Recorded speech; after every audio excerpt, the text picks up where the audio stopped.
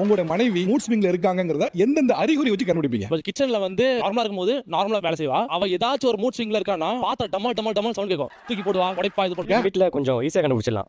எப்படின்னா நான் வீட்ல இருக்கதே மறந்துடுவாங்க. வீட்ல ஒரு 5 பேர் போனா நான் மட்டும் அவங்க கண்ணுக்கே தெரிய மாட்டேன். என்ன காசாய் தான் போவாங்க, அப்படி சுத்தி போவாங்க. இப்போ இவங்க சொன்னது எல்லாமே ஏற்கனவே நடந்தது. இப்போ இங்கேயே மூட் ஸ்விங் ஆயிட்டா. இப்போவா? ஆமா, இப்போ இவருக்கு மைக் அப்படி போச்சுல, ஆமா. அப்படி பாக்குறான். ஏன் வாங்க மாட்டேன், நீ ஏன் வாங்க மாட்டேற?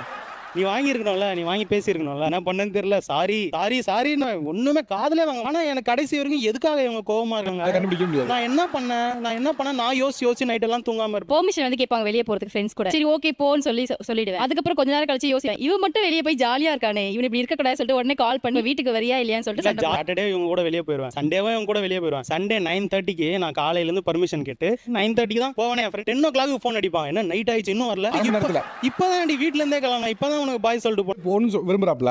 சரி அப்ப நீ போக வேணாம், நீ என் கூட இருன்னு சொல்லிருக்கலாம். சரி போன்னு இருந்தீங்க. அதுக்கப்புறம் இல்ல அவர் கேட்கும் போது அனுப்பணும்னு தோணும். அதுக்கப்புறம் வந்து அனுப்பக்கூடாது, நம்ம வந்து விடக்கூடாது அப்படின்னு தோணும்.